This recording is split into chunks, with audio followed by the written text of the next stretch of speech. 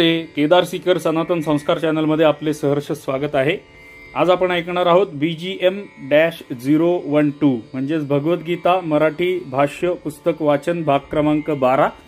आपण सध्या या उपक्रमामध्ये भगवद्गीतेचा दुसरा अध्याय सांख्ययोग ज्याचं नाव आहे तो अध्याय आपण अभ्यासत आहोत आणि आपण मागच्या 11व्या भागामध्ये 45व्या श्लोकापर्यंत पोहोचलो होतो. या भागामध्ये आपण 46व्या श्लोकापासून क्रमशः करणार आहोत वाचन.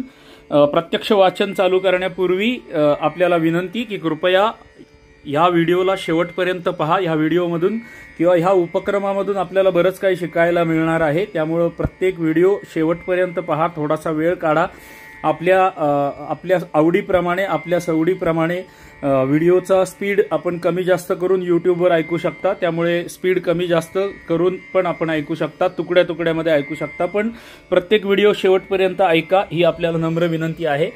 त्याचबरोबर आपल्याला विनंती आहे की जो व्हिडिओ आपल्याला आवडेल त्याला लाईक करा, एक छोटीशी कॉमेंट करा प्रत्येक व्हिडिओला, कारण आपली प्रत्येक व्हिडिओला आलेली कॉमेंट हा व्हिडिओ जास्तीत जास्त लोकांपर्यंत पोहोचवण्यासाठी मला मदत करणार आहे.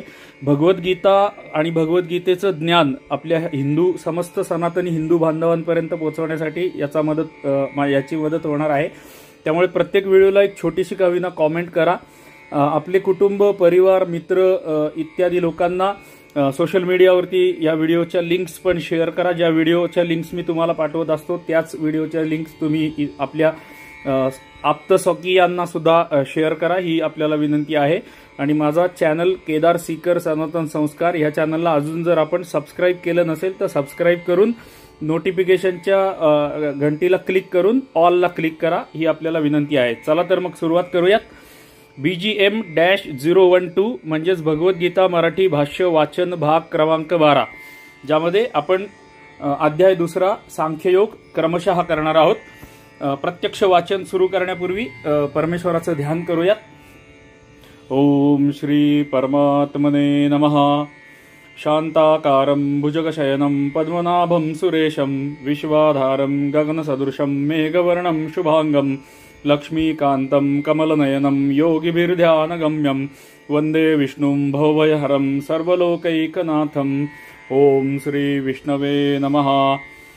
आपण श्लोक क्रमांक 45 पूर्ण केला होता. या भागात आपल्याला 12व्या भागामध्ये श्लोक क्रमांक 46 पासून सुरुवात करायची आहे. पुन्हा एकदा आठवण करतो, भगवद्गीता अध्याय दुसरा सांख्ययोग श्लोक क्रमांक 46.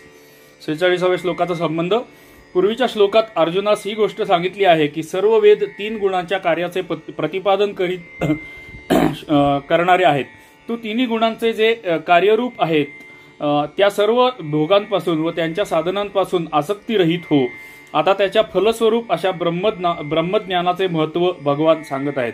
अतिशय महत्त्वाचा उपदेश या दुसऱ्या अध्यायामध्ये परमेश्वर भगवान करत आहेत अर्जुनाला, आणि तो आपल्यासाठी पण अतिशय उपयुक्त असा उपदेश आहे. पुढे जाऊन आपल्याला स्थितप्रज्ञ व्यक्तीची लक्षणं सगळी समजणार आहेत आणि अतिशय शिकण्यासारखं आणि आत्मसात करण्यासारखं ज्ञान आहे. त्यामुळे जरा कॉन्सन्ट्रेशन करून काय म्हणतात त्याला एकाग्र चित्ताने हे व्हिडिओ ऐका ही आपल्याला विनंती आहे. 46वा श्लोक त्याच्यावर दृष्टिक्षेप टाकूया आणि मग वाचूयात. यावानर्थ उदपाने सर्वतः संप्लुतोदके तावान सर्वेषु वेदेषु ब्राह्मणस्य विजानतः. अर्थ, सर्व बाजूंनी भरलेला मोठा जलाशय मिळाल्यावर लहान जलाशयाची मनुष्याला जेवढी गरज असते तेवढी चांगल्या प्रकारे ब्रह्म जाणणाऱ्या ब्राह्मणाला वेदांची गरज उरते. खूप सुंदर उदाहरण दिलेलं आहे. कदाचित तुम्हाला या अर्थातून कळलं नसेल, पण पुढे ते आपल्याला विस्तृतपणे सांगतील आणि प्रश्न उत्तरांमधून बरंच आपल्याला ह्यामधलं ज्ञान मिळेल, या श्लोकाबद्दलचं ज्ञान मिळेल. पहिला प्रश्न, 46वा श्लोक. पहिला प्रश्न, या श्लोकात जलाशयाच्या दृष्टांताने कोणती गोष्ट सांगितलेली आहे? आता अर्थ विस्तृत प्रकारे सांगतायत ते आपल्याला. या श्लोकात जलाशयाचा दृष्टांत देऊन भगवंतांनी ज्ञानी आणि महात्मे यांची आत्यंतिक तृप्ती असते तिचे वर्णन केलेले आहे. त्याचा अभिप्राय असा की ज्या मनुष्याला अमृताप्रमाणे चवदार व गुणकारी अथांग पाण्याने भरलेला जलाशय मिळतो त्याला पाण्यासाठी विहीर, आड, पोहरा इत्यादी छोट्या छोट्या जलाशयांचे कोणतेही प्रयोजन उरत नाही. त्याच्या पाण्याच्या साऱ्या गरजा पुऱ्या होतात. तसेच जो पुरुष सर्व भोगांमधील ममता आणि आसक्ती यांचा त्याग करून सच्चिदानंद घन परमात्म्यास जाणून घेतो त्याला परमानंदाचा समुद्र असलेल्या पूर्ण ब्रह्म परमात्म्याची प्राप्ती होते। त्याला आनंद मिळवण्यासाठी वेदोक्त कर्माचे फल म्हणून मिळणाऱ्या भोगांचे कोणतेही प्रयोजन उरत नाही। तो पूर्ण काम व नित्य तृप्त बनतो। म्हणून अशी स्थिती प्राप्त होण्यासाठी मनुष्याने वेदोक्त कर्माचे फलरूपी असलेल्या भोगातील ममता, आसक्ती व कामना यांचा सर्वथा त्याग करून पूर्णपणे निस्त्रैगुण्य झाले पाहिजे। आता इथे तर वेदांच्या बाबतीमध्ये हे उदाहरण दिलेलं आहे, पण आपण साधं एवढ्या हाय लेवलला आपण नको जायला, उच्च पदावरती नको जायला। आपण आपल्या साध्या आपल्याला आवडणारे साधे ज्या भोगवस्तू आहेत त्या भोगवस्तूंचा उपभोग किंवा आपल्या सुखाच्या ज्या संकल्पना आहेत त्यांच्या बाबतीमध्ये हे लागू करून घेऊ शकतो। ते म्हणतात की तुम्हाला जर परमात्म्याची जर प्राप्ती झाली तर तुम्हाला हे सगळं किरकोळ असेल, तुमच्यासाठी ह्याचं महत्त्वच उरणार नाही। हा सारांश मला ह्या श्लोकातून समजला।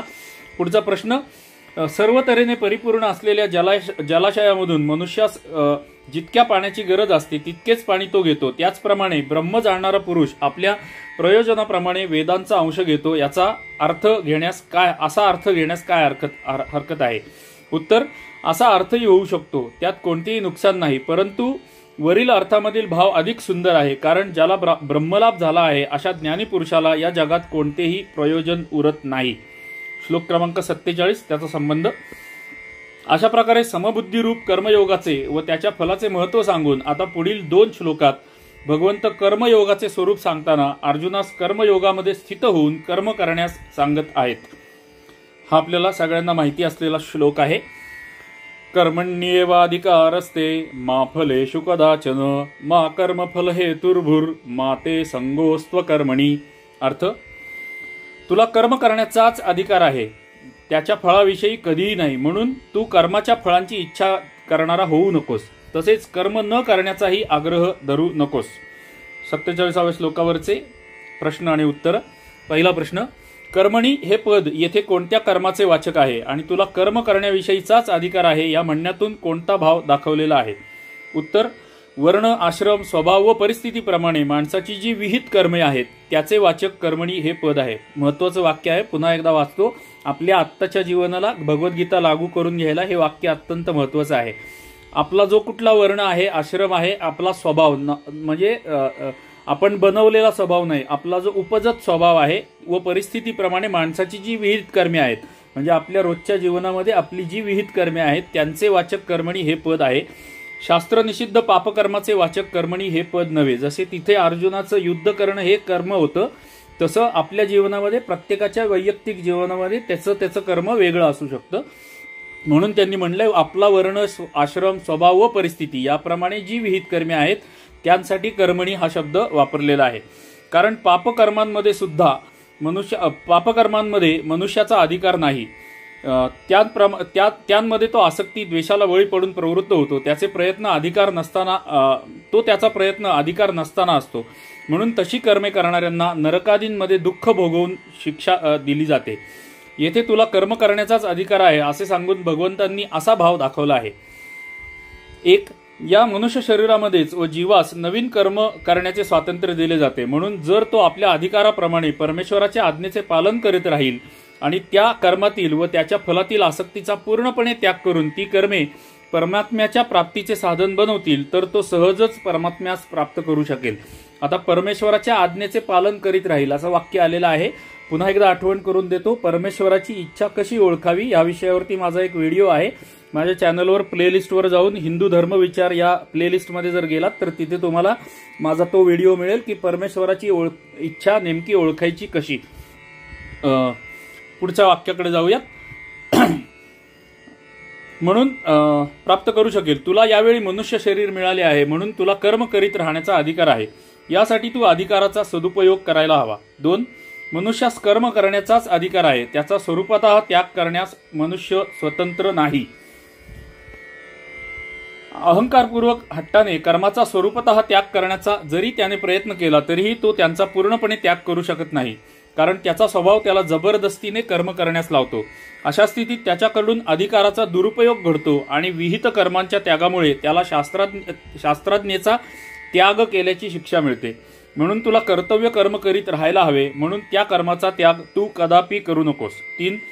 सरकारकडून लोकांना आत्मरक्षणासाठी किंवा प्रजेच्या रक्षणासाठी नाना प्रकारची शस्त्रे बाळगणे व त्यांचा प्रयोग करण्याचा अधिकार दिला जातो आणि त्याच वेळी त्यांचा प्रयोग करण्याचे नियमही त्यांना सांगितले जातात. त्यानंतरही जर एखादा मनुष्य त्या अधिकाराचा दुरुपयोग करील, म्हणजेच निरपराध व्यक्तीला गोळी घालेल, तर त्याला शिक्षा दिली जाते आणि त्याचा अधिकारही काढून घेतला जातो. त्याचप्रमाणे जीवाला जन्म मृत्यूरूपी संसार बंधनातून मुक्त होण्यासाठी आणि दुसऱ्यांचे हित करण्यासाठी मन, बुद्धी व इंद्रियांबरोबर हे मनुष्य शरीर दिलेले आहे. त्याच्याद्वारे नवीन कर्म करण्याचा अधिकार दिला गेला आहे. म्हणून जो या अधिकाराचा सदुपयोग करतो तो कर्मबंधनातून सुटून परमपद मिळवतो आणि जो दुरुपयोग करतो तो शिक्षेस पात्र होतो व त्याचा अधिकार काढून घेतला जातो. अर्थात त्याला पुन्हा डुक्कर, कुत्रा इत्यादी योनींमध्ये ढकलून देण्यात येते. हे रहस्य जाणून मनुष्याने या अधिकाराचा सदुपयोग केला पाहिजे. आपल्याला जे मनुष्य शरीर मिळालेलं आहे त्याचा चांगला उपयोग, सदुपयोग केला पाहिजे असं ते आपल्याला सांगतायत. पुढचा प्रश्न, कर्माच्या फलांवर तुझा कधीही अधिकार नाही या म्हणण्याचा भावार्थ कोणता? उत्तर, याच्याद्वारे भगवंतांनी हा भाव दर्शवला आहे की मनुष्य कर्माचे फल प्राप्त करून घेण्यास कोणत्याही प्रकारे स्वतंत्र नाही. त्याच्या कोणत्या कर्माचे काय फल असेल व ते फल कोणत्या जन्मी आणि कशा प्रकारे मिळेल हे त्यालाही ठाऊक नसते व ते तो आपल्या इच्छेने हवे तेव्हा प्राप्त करून घेऊ शकत नाही किंवा त्याच्यापासून आपला बचावही करू शकत नाही. मनुष्य काही इच्छा करतो पण होते काही निराळेच. पुष्कळ माणसे नाना प्रकारचे भोग भोगू इच्छितात, परंतु त्यासाठी सुसंधी मिळणे हे त्याच्या हाती नसते. अनेक तऱ्हेचे संयोग वियोग त्यांना नको असतात, पण जबरदस्तीने ते घडून येतात. कर्माच्या फलाचे विधान करणे हे सर्वस्वी विधात्याच्या हाती आहे. मनुष्याचा तेथे काही उपाय चालत नाही. पुत्रेष्टी इत्यादी शास्त्रीय यज्ञानुष्ठान सांगोपांग पूर्ण झाल्यावर नक्कीच त्यांचे फल प्राप्त होण्याचे निश्चित विधान आहे आणि तसली कर्मे सकाम माणसे करूही शकतात, परंतु त्यांचे विहित कर्म फलसुद्धा कर्मकर्त्याच्या हाती नाही, ते देवाच्याच हाती असते. म्हणून वस्तूची, धनैश्वर्याची, मानसन्मानाची किंवा प्रतिष्ठेची अथवा स्वर्गादी लोकांची प्राप्ती मला हो अशा प्रकारच्या इच्छा करणे हे एक प्रकारचे अज्ञान होय. तसेच हे सर्व अत्यंत तुच्छ व अल्पकाल टिकणारे अनित्य पदार्थ आहेत. म्हणून तू तर कोणत्याही प्रकारची कामना करता कामा नये. प्रश्न पुढचा, मग मुक्तीची कामना सुद्धा करू नये काय? सुंदर प्रश्न आहे, अत्यंत महत्वाचा प्रश्न. मुक्तीची कामना ही शुभेच्छा असल्यामुळे मुक्तीस सहाय्यक असते. ही इच्छाही नसणे उत्तम होय, परंतु भगवंताचे तत्व आणि मर्म यथार्थ स्वरूपात जाणल्याशिवाय या इच्छेने रहित होऊन आणि ईश्वराज्ञेचे पालन करणे हे कर्तव्य समजून हेतुरहित कर्माचे आचरण करणे फारच कठीण आहे. म्हणून मुक्तीची कामना करणे हे सर्वस्वी अनुचित नव्हे. मुक्तीची इच्छा न बाळगल्यास मुक्तीची प्राप्ती लवकरच होईल अशा प्रकारचा भाव सुद्धा मुक्तीबद्दलची गुप्त इच्छाच आहे. पुढचा प्रश्न, कर्मफलाचा हेतू करणे म्हणजे कर्मफलाचा हेतू बनणे म्हणजे काय? आणि अर्जुनास कर्मफलाचा हेतू बनू नकोस असे सांगण्यामागे कोणता भावार्थ आहे? उत्तर, मन, बुद्धी आणि इंद्रिये यांनी केलेल्या शास्त्र विहित कर्मांमध्ये आणि त्याच्या फलाविषयी ममता, आसक्ती, वासना, आशा, स्पृहा आणि कामना करणे हे सर्व कर्मफलाचा हेतू बनणे होय. कारण जो मनुष्य वरील प्रकारे कर्माविषयी आणि त्यांच्या फलाविषयी आसक्त असतो त्यालाच त्या कर्माची फळे मिळतात. कर्माविषयी आणि त्यांच्या फलाविषयी ममता, आसक्ती व कामना यांचा सर्वस्वी त्याग करणाऱ्यास मिळत नाही. म्हणून अर्जुनास कर्मफलाचे कारण न बनण्यास सांगून भगवंतांनी असे दर्शविले आहे की परमशांती मिळवण्यासाठी तू आपल्या कर्तव्य कर्माचे अनुष्ठान ममता, आसक्ती आणि कामना यांचा सर्वस्वी त्याग करून कर. पुढचा प्रश्न, मला पान उलटताना थोडासा मध्ये एक पॉज येतो, एखादा सेकंदाचा पॉज येतो, फार मोठा येत नाही, पण त्यावेळेला तुम्हाला असं वाटेल की व्हिडिओ ब्लँक झालाय का, पण तसं समजू नका. ह्या संपूर्ण आपल्या उपक्रमावर असंच होणार आहे, कारण मी मोबाईलवरती त्या पानांचे व्हिडिओ काढून फोटो काढून ते मोठे करून तुम्हाला वाचून दाखवतोय, कारण तुम्हाला पण मी जे वाचतोय ते दिसलं पाहिजे म्हणून मी ही पद्धत अवलंबतो आहे. तर पान उलटताना मध्ये एखाद्या सेकंदाचा पॉज येईल, तेवढा जरा सहन करा. पुढचा प्रश्न, वरील प्रकारच्या ममता, आसक्ती आणि कामना यांचा त्याग करून कर्म करणारा मनुष्य पापकर्माच्या फलाचेही कारण बनत नाही काय? उत्तर, वरील प्रकारे कर्म करणारा मनुष्य कोणत्याही प्रकारच्या कर्माच्या फलाचे कारण बनत नाही. त्याच्या शुभ व अशुभ अशा सर्व कर्मांमधील फल देण्याच्या शक्तीचा अभाव होऊन जातो. कारण पापकर्मातील प्रवृत्तीचे कारण आसक्तीच असते. म्हणून आसक्ती, ममता आणि कामना यांचा सर्वस्वी अभाव झाल्यावर नवीन पाप तर त्याच्याकडून घडत नाही आणि पूर्वी केलेली पापे ममता, आसक्ती यांनी रहित अशा कर्माच्या प्रभावामुळे भस्म होऊन जातात. यामुळे असा मनुष्य पापकर्मांच्या फलाचे कारण बनत नाही आणि तो शुभ कर्माच्या फलाचा त्याग करतो, म्हणून त्या कर्माच्याही फलाचे कारण बनत नाही. अशा प्रकारे कर्म करणाऱ्या मनुष्याची समस्त कर्मे विलीन होऊन जातात आणि तो अनामय पद प्राप्त करून घेतो. पुढचा प्रश्न, तुझी कर्म न करण्यामध्येही आसक्ती असू नये या म्हणण्याचा उद्देश काय आहे? म्हणजे कर्म करायच्यासाठी आता एवढा वेळ सांगितलं, आता कर्म न करण्यामध्ये आसक्ती ठेवू नको याच्याबद्दलचा प्रश्न. याद्वारे भगवंतांनी असे दर्शवले आहे की ज्याप्रमाणे शास्त्रविहित कर्मांच्या विरुद्ध निषिद्ध कर्मांचे आचरण करणे म्हणजे कर्माधिकाराचा दुरुपयोग करणे होय, त्याचप्रमाणे वर्ण, आश्रम, स्वभाव व परिस्थितीप्रमाणे ज्याच्यासाठी जे आवश्यक कर्तव्य आहे ते न करणे म्हणजे सुद्धा त्या अधिकाराचा दुरुपयोग करणे होय. महत्वाचं वाक्य आहे. विहित कर्माचा त्याग कोणत्याही प्रकारे न्यायसंगत नाही, म्हणून मोहामुळे त्याचा त्याग करणे म्हणजे तामस त्याग होय आणि शारीरिक क्लेशाच्या भीतीने कर्मांचा त्याग करणे म्हणजे राजस त्याग होय. विहित कर्माचे अनुष्ठान केल्याशिवाय मनुष्य कर्मयोगातील सिद्धीही मिळवू शकत नाही. म्हणून कोणत्याही कारणाने विहित कर्माचे अनुष्ठान न करण्यामध्ये तुला आसक्ती नसावी. खूप सुंदर सुंदर उपदेश आपल्याला या प्रश्न उत्तरांमधून मिळत आहेत आणि बरेच काही अर्थ जे नुसते भगवद्गीतेचे श्लोक किंवा त्यांचा नुसता शाब्दिक अर्थ, शब्दार्थ वाचून आपल्याला समजणार नाहीत, असं बरंच काही या उपक्रमातून शिकायला मिळते. तुम्हाला जर एखादा भाग किंवा एखादा प्रश्न उत्तर पर्टिक्युलर पॅरेग्राफ तुम्हाला जर समजला नाही तर व्हिडिओ थोडासा मागे घेऊन पुन्हा तुम्ही ऐकलत तर जास्त समजेल. मी पुन्हा वाचू शकत नाही कारण उपक्रम मोठा होत जाईल, लांबत जाईल, त्यामुळे मला मर्यादा आहेत काही. पण तुम्हाला मात्र व्हिडिओ पाहिजे तेवढ्या वेळेला पाहिजे त्या स्पीडने ऐकण्याची मुभा आहे किंवा सोय आहे. पुढचा श्लोक 48वा श्लोक, त्याचा पहिल्यांदा संबंध बघूयात. वरील श्लोकात असे सांगितले आहे की तू कर्मांच्या फलाचे कारण बनू नयेस आणि तुला कर्म न करण्याचीही आसक्ती नसावी, अर्थात कर्माचा त्यागही करू नये. यावर अशी जिज्ञासा निर्माण होते की मग कर्म कसे करावे, म्हणून भगवंत म्हणतात. आता इथून पुढे आता कर्माचं महत्व आतापर्यंत आपण बघितलं, आता कर्म करायचं कसं एक्झॅक्ट गायडन्स आपल्याला परमेश्वर भगवंत देणार आहेत. 48वा श्लोक एक दृष्टिक्षेप टाकूया आणि मग वाचूयात. योगस्थ कुरु कर्माणि संगम त्यक्त्वा धनंजय सिद्ध्यो समो भूत्वा समत्वम योग उच्यते. पुन्हा एकदा वाचतो. योगस्थ कुरु कर्माणि संगम त्यक्त्वा धनंजय सिद्ध्यो समो भूत्वा समत्वम योग उच्यते. अर्थ, हे धनंजया, तू आसक्ती सोडून तसेच सिद्धी आणि असिद्धीमध्ये समान भाव ठेवून योगात स्थिर होऊन कर्तव्य कर्म कर. समत्वालाच योग असे म्हटले आहे. पहिला प्रश्न 48व्या श्लोकावरचा. सिद्धी आणि असिद्धी यांच्यामध्ये सम झाल्यावर आसक्तीचा त्याग तर त्यात येतोच, मग येथे अर्जुनास आसक्तीचा त्याग करण्यास सांगण्यातील तात्पर्य कोणते? उत्तर, या श्लोकात भगवंतांनी कर्मयोगाच्या आचरणाची प्रक्रिया सांगितली आहे. कर्मयोगाच्या आचरणाची प्रक्रिया सांगितली आहे म्हणजे एक्झॅक्ट गायडन्स दिलेला आहे. कर्मयोगाचा साधक जेव्हा कर्माविषयीच्या आणि त्यांच्या फलाविषयीच्या आसक्तीचा त्याग करतो तेव्हा त्याच्यामध्ये राग, द्वेष व त्याच्यापासून होणाऱ्या हर्षशोक यांचा अभाव घडतो. असे झाल्यामुळेच तो सिद्धी व असिद्धी यांच्यामध्ये सम राहू शकतो. पण हे दोष असताना सिद्धी व असिद्धीमध्ये सम राहता येत नाही आणि सिद्धी व असिद्धीमध्ये अर्थात केली जाणारी कर्मे पूर्ण होणे आणि न होणे तसेच त्यांचा अनुकूल व प्रतिकूल परिणाम होणे यांमध्ये सम राहण्याचा प्रयत्न केल्यास शेवटी राग, द्वेष इत्यादींचा अभाव होतो. अशा प्रकारे आसक्तीचा त्याग व समता यांचा परस्पर घनिष्ठ संबंध आहे आणि दोन्ही परस्पर एक दुसऱ्याचे सहाय्यक आहेत. म्हणून भगवंतांनी येथे आसक्तीचा त्याग करून व सिद्धी व असिद्धीमध्ये सम राहून कर्म करण्यास सांगितले आहे. राग आणि द्वेष या दोन आपले स्वभाव दोष जर आपल्यामधून निघून गेले तर आपण फक्त कल्पना करा की आपल्यामधून जर राग आणि द्वेष या दोन गोष्टी जर निघून गेल्या तर आपलं जीवन किती सुखी, समाधानी, आनंदी होईल आणि त्याच्यासाठी आपल्याला बाह्य सुखांची गरज पडणार नाही. ह्या दोन गोष्टी जरी केवळ आपल्यातनं गेल्या तरी सुद्धा आपलं जीवन किती सुखकर होऊ शकतं कल्पना करा. पुढच्या प्रश्नाकडे जाऊया. जर समत्वाचेच नाव योग आहे तर सिद्धी व असिद्धी यांच्या बाबतीत सम होऊन कर्म करण्यामध्येच योगात स्थित होणे येते. मग योगात स्थित होण्याच्या बाबतीत निराळे सांगण्यामागे कोणता अभिप्राय आहे?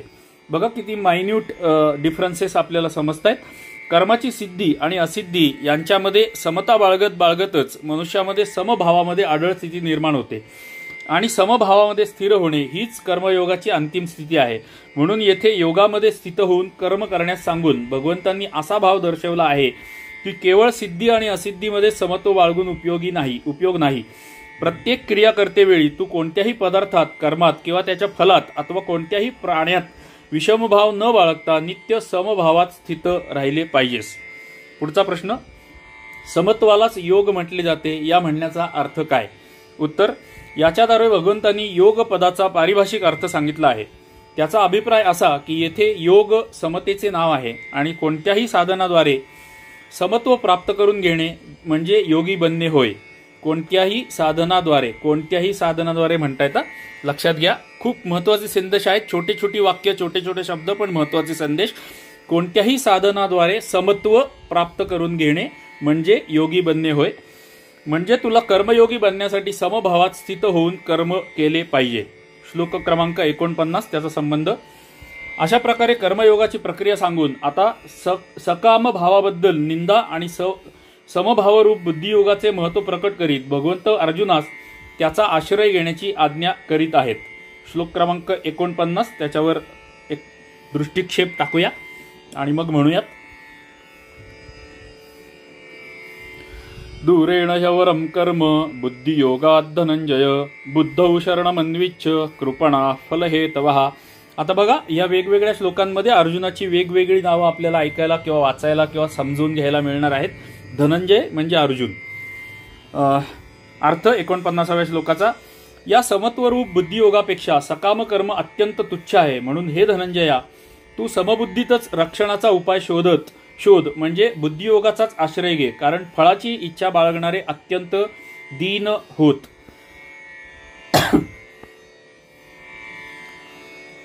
प्रश्न या श्लोकावरचा, बुद्धियोगात हे पद येथे कोणत्या योगाचे वाचक आहे?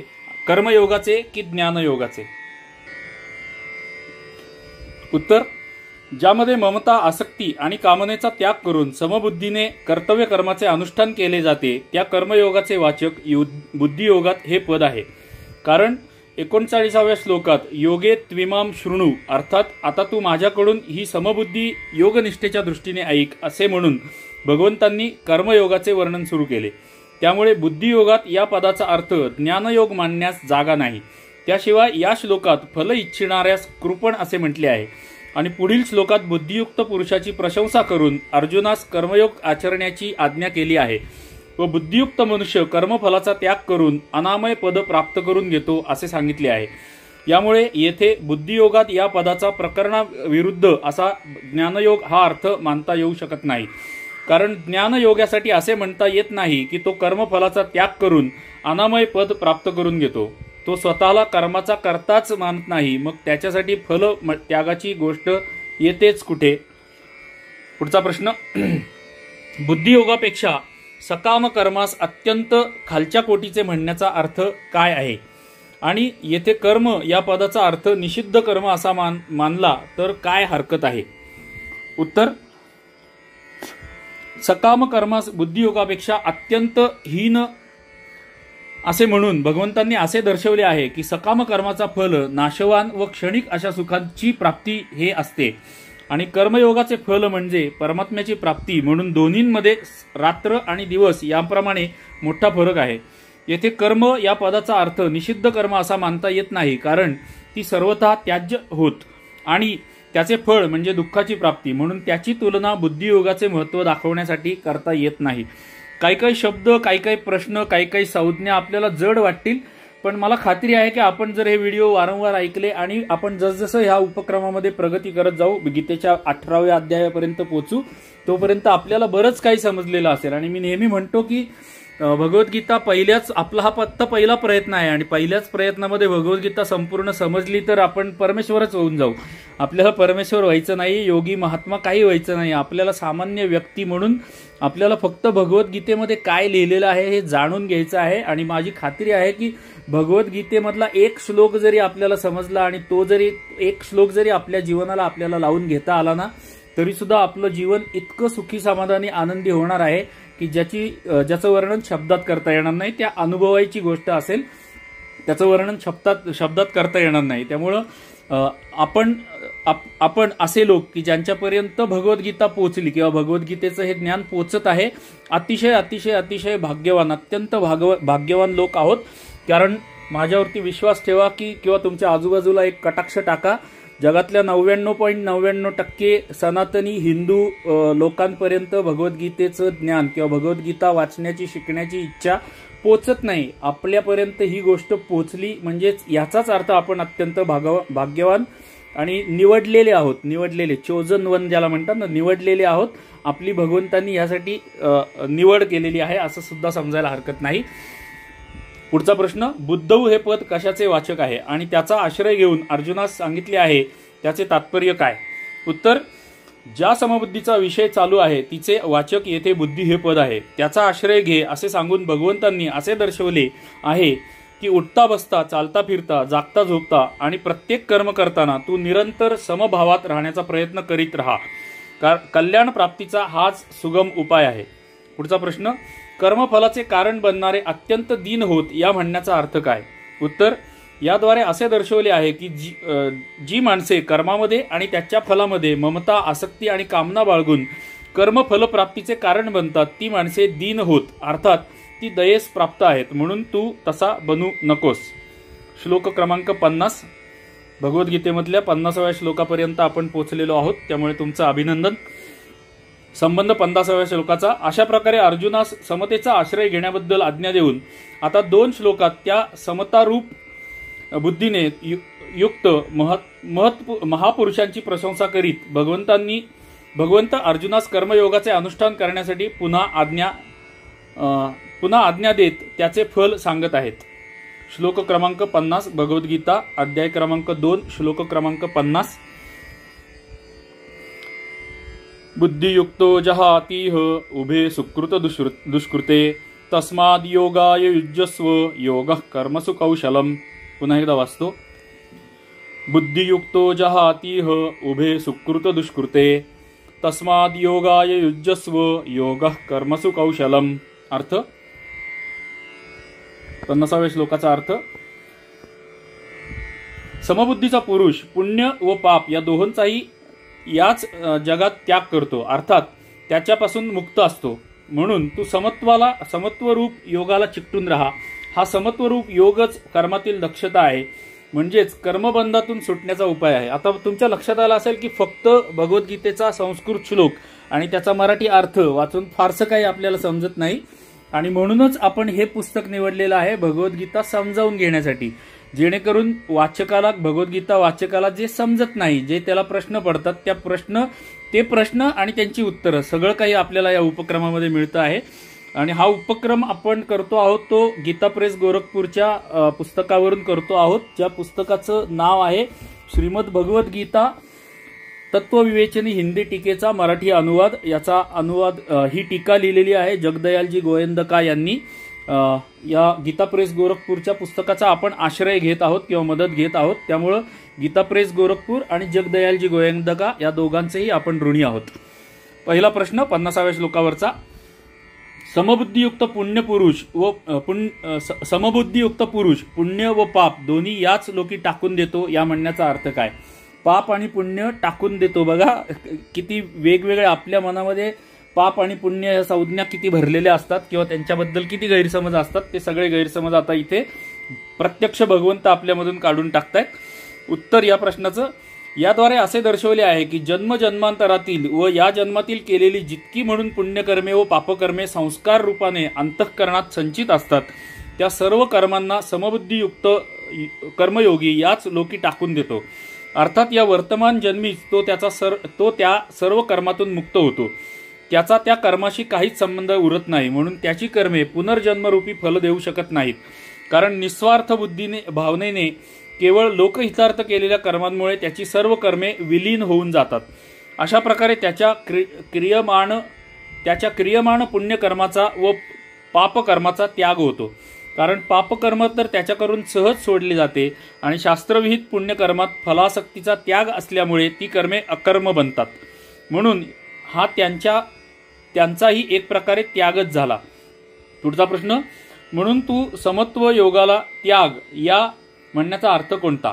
उत्तर, याद्वारे हा भाव दर्शवला आहे की समबुद्धीने युक्त असलेला योगी जीवनमुक्त होतो, म्हणून तुलाही तसेच बनले पाहिजे. समबुद्धीने युक्त असलेला योगी जीवनमुक्त होतो, म्हणून तुलाही तसेच बनले पाहिजे. पुढचा प्रश्न, हा समत्वरूप योगच कर्मातील कुशलता होय या म्हणण्याचा अर्थ काय? उत्तर, याद्वारे असे दर्शवले आहे की कर्मे ही स्वाभाविकपणेच मनुष्यास बंधनात टाकणारी असतात आणि कर्मे केल्याशिवाय मनुष्य राहू शकत नाही. काही ना काही त्याला करावेच लागते. अशा परिस्थितीत कर्मापासून सुटका होण्यासाठी सर्वात चांगली युक्ती म्हणजे समत्व योग होय. या समत्व बुद्धीने युक्त होऊन कर्म करणारा पुरुष तिच्या प्रभावामुळे कर्माच्या बंधनात सापडत नाही, म्हणून कर्मामध्ये योग हीच कुशलता होय. साधन कालात समबुद्धीने कर्म करण्याचा प्रयत्न केला जातो आणि सिद्धावस्थेमध्ये समत्वाची पूर्ण स्थिती असते.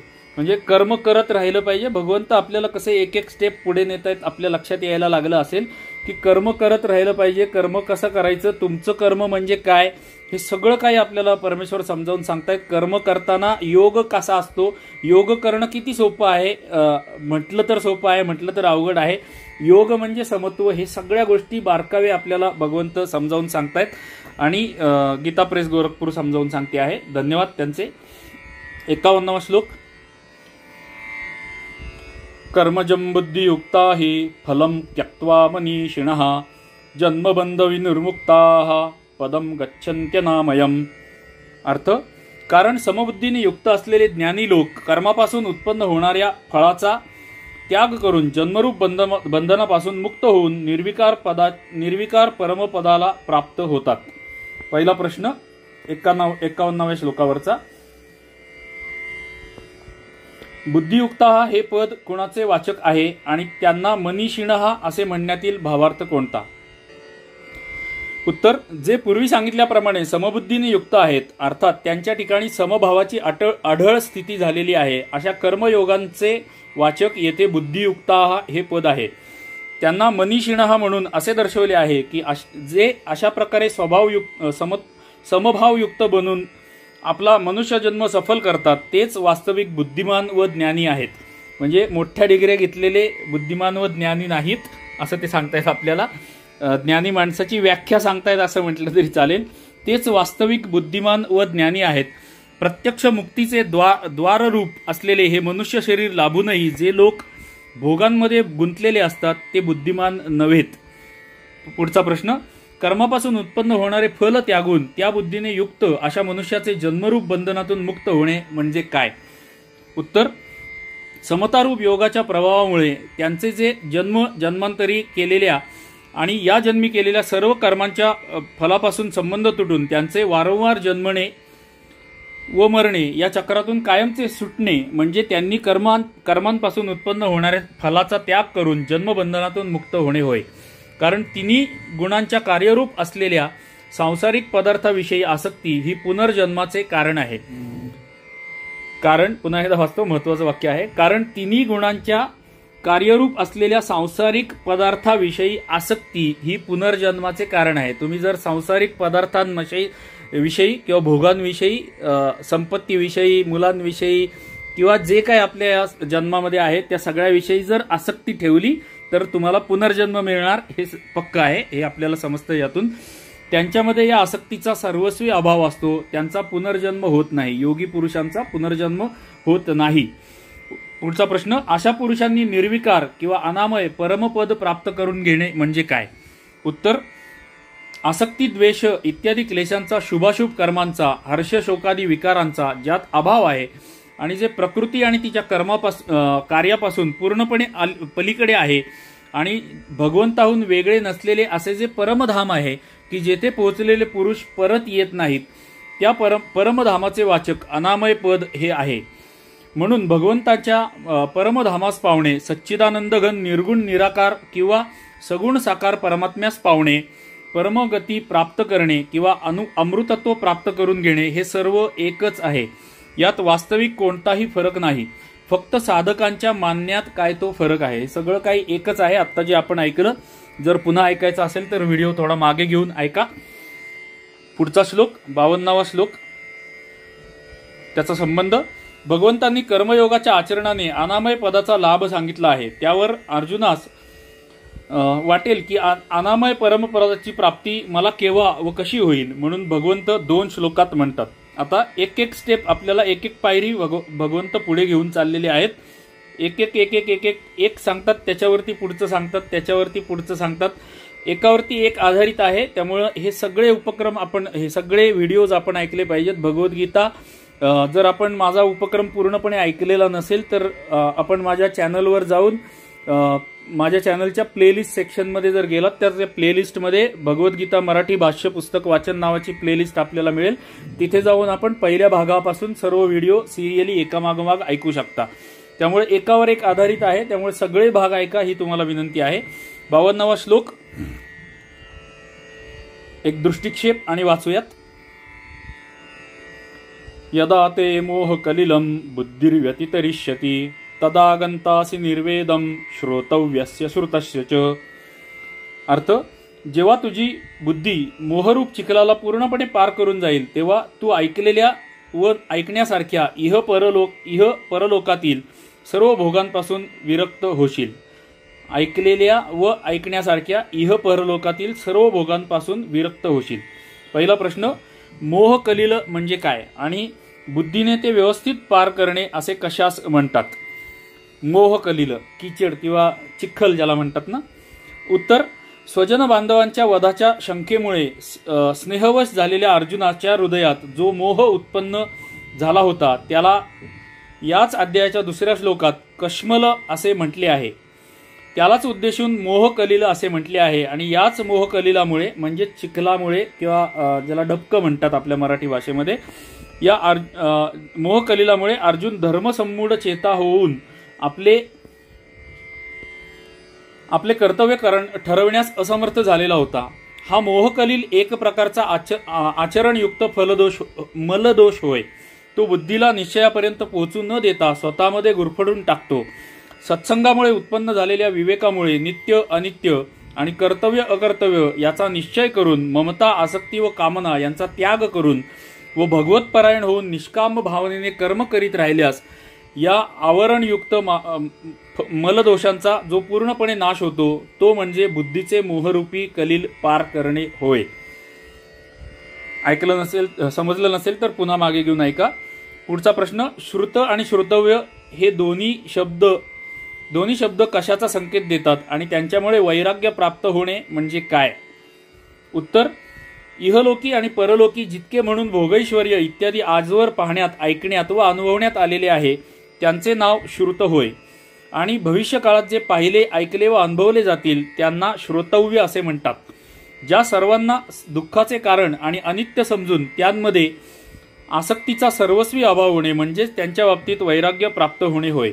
भगवंत म्हणतात की मोहाचा नाश झाल्यावर जेव्हा तुझी बुद्धी सम्यक प्रकारे स्वाभाविक स्थितीस पोहोचेल तेव्हा या लोकीच्या आणि परलोकीच्या सर्व क्षणिक पदार्थांच्या बाबतीत तुला खरे वैराग्य प्राप्त होईल.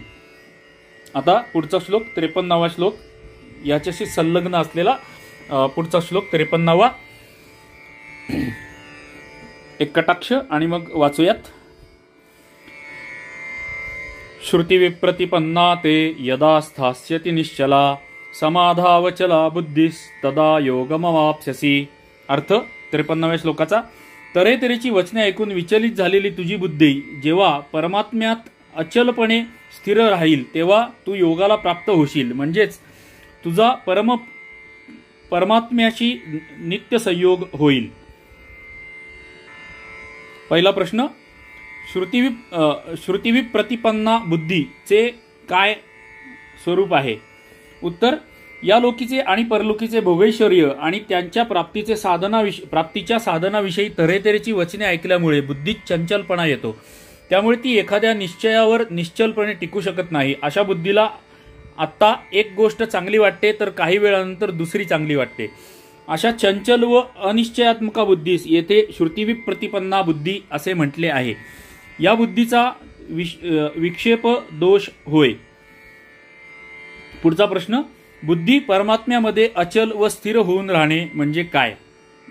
उत्तर, मोहरूप दलदल पार केल्यावर या लोकीच्या आणि परलोकीच्या भोगांपासून सर्वस्वी विरक्त झालेल्या बुद्धीमध्ये विक्षेप दोष किंचितही न राहणे. त्यावेळी बुद्धी एकमात्र परमात्म्यामध्येच स्थायी रूपाने निश्चय होऊन राहणे, हे म्हणजेच परमात्म्यामध्ये अचल व स्थिर होऊन राहणे. पुढचा प्रश्न, त्यावेळी योग प्राप्त होणे म्हणजे काय? उत्तर, येथे योग हा शब्द परमात्म्याबरोबर होणाऱ्या नित्य व पूर्ण संयोगाचा वाचक आहे. कारण हा योग मल, विक्षेप आणि आवरण या दोषापासून रहित अशा विवेक वैराग्य संपन्न व परमात्म्यामध्ये निश्चल स्वरूपात झालेल्या अशा बुद्धीचे फल होय. आणि यानंतर अर्जुनाने परमात्मा प्राप्ती झालेल्या स्थितप्रज्ञ पुरुषांची लक्षणे विचारली आहेत. त्यामुळे सुद्धा हेच सिद्ध होते. पुढचा प्रश्न, 50व्या श्लोकात तर योगाचा अर्थ समत्व असा केला आहे आणि येथे त्याला परमात्म्याच्या प्राप्तीचा वाचक असे मानले गेले आहे. याचे तात्पर्य काय? बघा, आपल्याला वाचकाला पडणारे प्रश्न कदाचित तुम्हालाही हे प्रश्न पडत असतील आणि त्याची रेडीमेड उत्तर आपल्याला इथे मिळत आहेत. उत्तर, तेथे 50व्या श्लोकात योगरूपी साधनासाठी प्रयत्न करण्याबद्दल सांगण्यात आले आहे आणि येथे स्थिरबुद्धी झाल्यावर फलरूपात प्राप्त होणाऱ्या योगाबद्दल सांगितले आहे. त्यामुळे येथे योग शब्दास परमात्म्याच्या प्राप्तीचे वाचक मानले गेले आहे. गीतेमध्ये योग आणि योगी हे शब्द खालील काही उदाहरणांप्रमाणे प्रसंगानुरूप विभिन्न अर्थांनी आले आहेत. आता योग म्हणजे काय किंवा योग हे शब्द कुठं कुठं आलेला आहे, योगी शब्द कुठं कुठे आलेला आहे. तर योग, पहिला शब्द कर्मयोग. येथे योगामध्ये आरूढ होण्याची इच्छा असणाऱ्यांसाठी कर्माला साधन म्हणून सांगितले आहे. यामुळे योग या योग हा शब्द कर्मयोगाचा वाचक आहे. ध्यानयोग, पुढचा शब्द ध्यानयोग. वायुरहित स्थानातील असलेल्या दीपकाच्या ज्योतीप्रमाणे चित्ताच्या अत्यंत स्थिरतेचे वर्णन असल्यामुळे योग हा शब्द ध्यानयोगाचा वाचक आहे. पुढचा समत्वयोग. योगात स्थित झाल्यावर आसक्ती रहित होऊन आणि सिद्धी असिद्धीमध्ये समबुद्धी होऊन कर्म करण्याची आज्ञा झाल्यामुळे येथे योग हा शब्द समत्व योगाचा वाचक आहे. बघा, योग हा शब्द कॉमन आहे आणि तो विविध ठिकाणी वेगवेगळ्या शब्दांबरोबर लावलेला आहे आणि त्या शब्दांमधला त्या फरक किंवा असं म्हणता येईल की त्या शब्दांचा अर्थ आपल्याला ते समजावून सांगतायत. आपला गैरसमज होऊ नये किंवा भविष्यात कोणी जर आपल्याला प्रश्न विचारला तर आपल्याला निदान ह्याचा अर्थ कुठे मिळेल याची तरी माहिती आपल्याला असावी. म्हणून हा रेफरन्स म्हणून तरी आपल्याला माहिती असणं गरजेचं आहे. हे सगळं लक्षात राहणं शक्य नाही, कोणाच्याच माझ्याही लक्षात राहत नाही किंवा राहणार नाही. पण ऍटलिस्ट याचा रेफरन्स आपल्याला कुठे मिळेल, आपण कुठेतरी वाचलेलं होतं, कुठल्या तरी अध्यायात, दुसऱ्या अध्यायात वाचलेलं होतं, एवढं जरी लक्षात राहिलं तरी खूप आहे. पुढचा समत्वयोग. योगात स्थित झाल्यावर आसक्तीरहित होऊन आणि सिद्धी असिद्धीमध्ये समबुद्धी होऊन कर्म करण्याची आज्ञा झाल्यामुळे येथे योग हा शब्द समत्वयोगाचा वाचक आहे. भगवत प्रभाव योग. येथे आश्चर्यजनक प्रभाव दाखवण्याचे वर्णन असल्यामुळे योग हा शब्द शक्ती व प्रभावाचा वाचक होय. भक्तियोग. निरंतर अव्यभिचारी रूपाने भजन करण्याचा उल्लेख असल्यामुळे येथे योग हा भक्तियोगाचा वाचक आहे. येथे तर स्पष्टपणे भक्तियोग हा शब्दाचा उल्लेखच झालेला आहे. 6वा अष्टांग योग. येथे योग शब्दाचा अर्थ सांख्ययोग किंवा कर्मयोग घेता येत नाही, कारण हे दोन्ही शब्द व्यापक आहेत. येथे यज्ञाच्या नावावर ज्या साधनाचे वर्णन आले आहे ती सर्व साधने दोन्ही योगांच्या अंतर्गत येतात. म्हणून येथे योग शब्दाचा अर्थ अष्टांग योगच घेणे योग्य वाटते. 7वा सांख्ययोग. यामध्ये सांख्ययोगाचे विशेषण म्हणून आल्यामुळे हा योग शब्द सांख्ययोगाचा वाचक आहे. अशाच प्रकारे इतर जागीही प्रसंगानुरूप मानावे. आता योगी शब्दाबद्दल आपण आता योग शब्द वेगवेगळ्या ठिकाणी आलाय, त्यांचे अर्थ बघितले. आता योगी शब्द वेगवेगळ्या ठिकाणी आलेला आहे, त्याचा अर्थ बघूयात. पहिला शब्द आहे ईश्वर. भगवान श्रीकृष्णांचे संबोधन असल्यामुळे येथे योगी हा शब्द ईश्वराचा वाचक आहे. दुसरा आत्मज्ञानी. आपल्यासारखे सर्वांना राहण्याचे, पुन्हा एकदा वाचतो, आत्मज्ञानी आपल्यासारखे सर्वांना राहण्याचे वर्णन असल्यामुळे येथे योगी हा शब्द आत्मज्ञानाचा वाचक आहे. तिसरा सिद्धभक्त. परमात्म्यामध्ये मन बुद्धी अर्पित केल्याचे सांगितल्यामुळे व मदभक्त या शब्दाचे विशेषण असल्यामुळे येथे योगी हा शब्द सिद्ध भक्ताचा वाचक आहे. कर्मयोगी. पुढचा चौथा शब्द कर्मयोगी. आसक्ती सोडून आत्मशुद्धीसाठी कर्मे करण्याचे कथन असल्यामुळे येथे योगी हा शब्द कर्मयोगाचा वाचक आहे. सांख्ययोगी. पाचवा, याचे फल अभेद रूपाने ब्रह्माची प्राप्ती असल्यामुळे येथे योगी हा शब्द सांख्ययोगाचा वाचक आहे. सहावा, भक्तियोगी. अनन्य चित्ताने नित्य निरंतर भगवंताच्या स्मरणाचा उल्लेख असल्यामुळे येथे योगी हा शब्द भक्तियोगाचा वाचक आहे. सातवा शब्द साधक योगी. प्रयत्नाने परमगती मिळाल्याचा उल्लेख असल्यामुळे येथे योगी हा साधक योगाचा वाचक आहे. वेगवेगळ्या अवस्था आणि वेगवेगळ्या ठिकाणी योगी हा शब्द वापरलेला आहे आणि त्याचा अर्थ आपल्याला सुंदर पद्धतीने समजावून सांगतायत. बाकी कुठेही आपल्याला हे वाचायला मिळणार नाही किंवा इतक्या सोप्या भाषेमध्ये आणि कमीत कमी शब्दांमध्ये आपल्याला वाचायला मिळणार नाही. ध्यानयोगी. पुढचा शब्द एकांत स्थानी बनून मनास एकाग्र करून आत्म्यास परमात्म्यामध्ये लावण्याची प्रेरणा असल्यामुळे येथे योगी हा शब्द ध्यान योगाचा वाचक आहे. पुढचा सकामकर्मी. परत येण्याचा उल्लेख असल्याने येथे योगी शब्द सकाम कर्मे करण्याचा वाचक आहे.